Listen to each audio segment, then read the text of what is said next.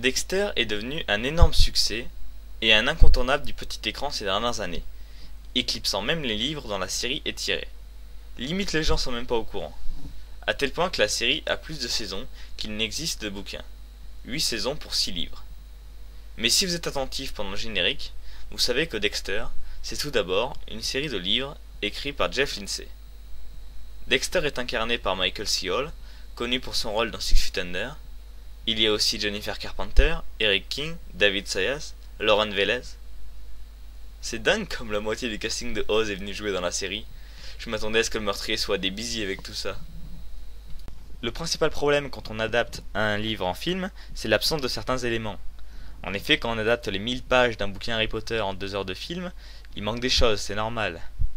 Mais là c'est l'inverse. Le bouquin de Dexter fait à peine 200 pages et il est réparti en 12 épisodes de 45 minutes. Du coup ça amène des scènes de remplissage, voire même de flottement dans le scénario. Par exemple, dans la série, Dexter tue beaucoup plus de personnes que dans le livre. C'est d'ailleurs une certaine contradiction parce que normalement une fois qu'il a rencontré le tueur de glace, il devrait être complètement obsédé par lui et ne vouloir tuer que lui. Et du coup j'ai un peu du mal à comprendre pourquoi il s'embête avec les autres. Je veux bien croire qu'il est dépendant mais ça semble pas très logique. Et surtout j'ai l'impression que c'est pas très utile pour l'intrigue les autres méchants intermédiaires. La principale illustration de ça, c'est le moment où il pense avoir attrapé le tueur. Mais ça se voit dès l'instant où on rend compte que c'est pas lui le vrai tueur de glace. Du coup on a vraiment l'impression de gâcher son temps avec lui, même si ça se remarque surtout la deuxième fois qu'on voit la saison. Il y a également le développement des personnages secondaires qui pose problème dans la série. Dans le livre, Angel n'a vraiment que des passages anecdotiques, on le voit quasiment jamais.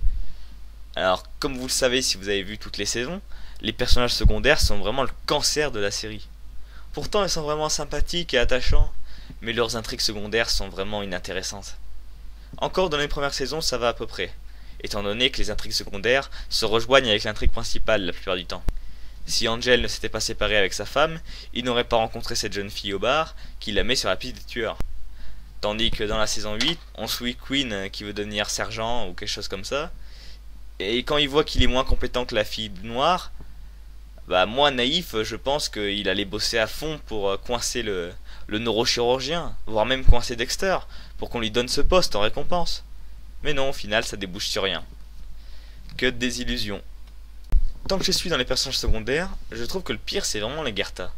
On a très peu de sympathie pour ce personnage, étant donné que dans le livre, elle est plus une antagoniste qu'une alliée. C'est encore moins compréhensible du coup que Lagertha est à ce point présente dans la série. Comme on le voit dans le pilote, Lagertha est disons attirée par Dexter, et c'est pour cette raison qu'elle ne remarque pas qu'il est étrange et que c'est un tueur en série. Alors que dans la série, à part Dox qui fait une réflexion sur ça dans la saison 2, ce n'est plus jamais évoqué. Tiens par contre c'est un détail mais dans la série il s'appelle James Dox et pas Albert Dox qui est quand même beaucoup moins classe. Le truc le plus gênant pour moi dans l'adaptation c'est le respect du personnage principal. Il ne semble vraiment pas aller jusqu'au bout. Dans le livre Dexter est un vrai psychopathe qui n'aime personne à part sa sœur et les enfants de Rita. Dans la série on sent qu'il a une réelle affection pour Angel et qu'il tombe sincèrement amoureux de Rita au fur et à mesure.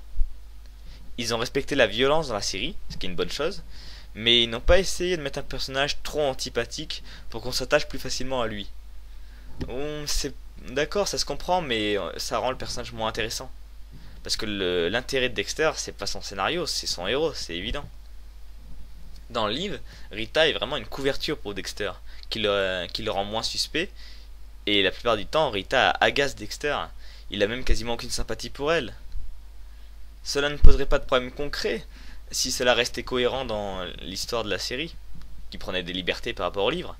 Cependant, dans un épisode où un pote à l'ex-mari de Rita vient chercher la voiture de cette dernière, dans la logique de la série, Dexter aurait dû s'interposer, mais il ne le fait pas et ça correspond pas vraiment au Dexter de la série. En revanche, dans le livre aussi, Dexter est très proche des enfants de Rita. Ce qui est bien, ça radoucit un peu le personnage. Par contre, cette idée de le faire moins cruel, moins antipathique que dans le livre, ça va aussi avec la thématique globale de la série.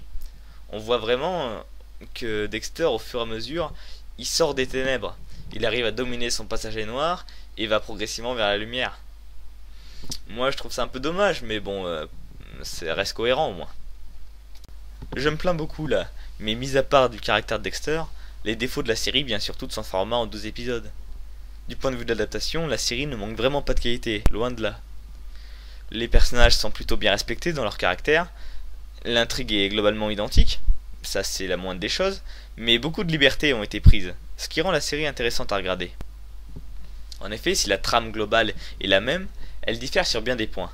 Bon, déjà comme je l'ai dit, le faux tueur de glace, mais bon, je veux parler des points positifs. Alors le fait que dans la série, le meurtrier est dévoilé au spectateur assez tôt. On va apprendre pas mal de choses sur lui, sur sa relation avec Dexter, sa relation avec Debra, son caractère en général. Il s'avère très intéressant et charismatique. Dans le livre, on ne le voit en fait que dans les toutes dernières pages. Cela s'explique par le fait que dans le livre, il y a tout un mystère sur les meurtres, avec Dexter qui fait des rêves étranges, qui pourrait signifier qu'en réalité, c'est lui qui tue toutes ces personnes pendant qu'il rêve, ou plutôt son passager noir, étant donné que celui qui apparaît sur les caméras lui ressemble énormément. C'est assez intéressant avec ce développement, mais il aurait été impossible de l'intégrer dans l'histoire. J'ai trouvé vraiment le personnage du meurtrier très brillant dans la série. Toutes ses actions, sa relation avec Debra, la révélation finale, c'est une des grandes réussites de la saison pour moi. Surtout quand on sait que ce personnage n'apparaît même pas dans le livre d'origine. On assiste aussi à des flashbacks sur l'enfance de Dexter. C'est à la fois décevant, avec cette manie de toujours vouloir expliquer pourquoi les psychopathes sont devenus ce qu'ils sont, mais ils sont plutôt pas mal du point de vue d'Harry. On apprend plus sur sa psychologie, sur qu'est-ce qui l'a amené à établir le code, donc là c'était plutôt une bonne idée. Autre invention de la série aussi, c'est l'ex-mari de Rita, qui sort de prison. Dans le livre il est juste mentionné, mais jamais il ne revient. J'ai trouvé ça plutôt pertinent du point de vue paternel de Dexter, qui était mis en danger. Et en plus il crée une certaine tension, une tension qui durera aussi dans la saison 2 au début. Autre point qui diffère, c'est que dans le livre, Dexter n'est pas aussi maniaque que dans la série. N'est pas aussi soigneux avec toutes ces bâches en plastique et tout ça. Ça se remarque aussi parce que un tueur en série comme dans la série, Dexter aurait dû garder exactement le même modus operandi, mais il change souvent de technique pour tuer ses victimes. Mais bon, c'est un détail ça. J'avais pensé au fait au début que cette idée de préparation de bâches en plastique, c'était une astuce pour limiter le gore de la série. Mais en réalité, il y a juste le sang qu'il faut. Il n'y a pas trop de scènes poudre aux yeux non plus, donc vraiment, pour une série à la télévision, c'est vraiment un bon point. Un des grands intérêts de Dexter aussi, c'est le débat qu'il soumet sur le bien et le mal, sur le côté de la morale. J'ai vu beaucoup de gens dire sur les forums et tout ça, que ce que faisait Dexter c'était bien, qu'il retrouvait ce qui échappait à la justice. Mais je sais pas comment on peut penser ça. Parce que Dexter dit lui-même que c'est un monstre et que finalement le code, on sent que c'est une excuse pour avoir une bonne conscience. Il aurait fallu rendre Dexter vraiment convaincu de ses actions. Comme dans Death Note finalement, où Light Yagami est persuadé que ce qu'il fait est bien, voire même est devenu nécessaire, indispensable. Personnellement, je ne retrouve pas un tel débat dans Dexter. La saison 2 n'a pas été adaptée du deuxième livre.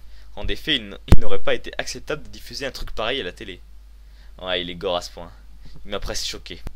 Alors ça nous donne une saison 2 complètement inédite et complètement inventée, qui est tout simplement excellente, je dirais même meilleure que la saison 1. Cela marque aussi une scission entre les bouquins et les livres, qui ne seront plus jamais adaptés, pour le meilleur et pour le pire. La qualité des saisons sera très déclinante, mais il paraît que les livres aussi sont... la qualité décline après le deuxième livre. Bon, moi je les ai pas lus, donc vous pouvez le dire dans les commentaires. Donc en conclusion, la saison 1 est une très bonne adaptation.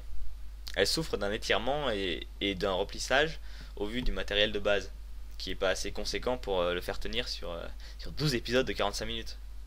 Cependant, la série, pour s'adapter, principalement parce que le livre est entièrement du point de vue interne, ce qui n'est pas le cas de la série, il prend des grandes libertés par rapport à l'intrigue qui sont vraiment très intéressantes, voire même plus intéressantes que dans le livre pour certains points, j'ai trouvé. Parce que dans le livre, j'étais assez frustré d'en savoir si peu sur le meurtrier, sur ses motivations. Donc si vous avez déjà vu la série, vous pouvez aussi lire le livre qui reste intéressant. En plus, il se lit super vite.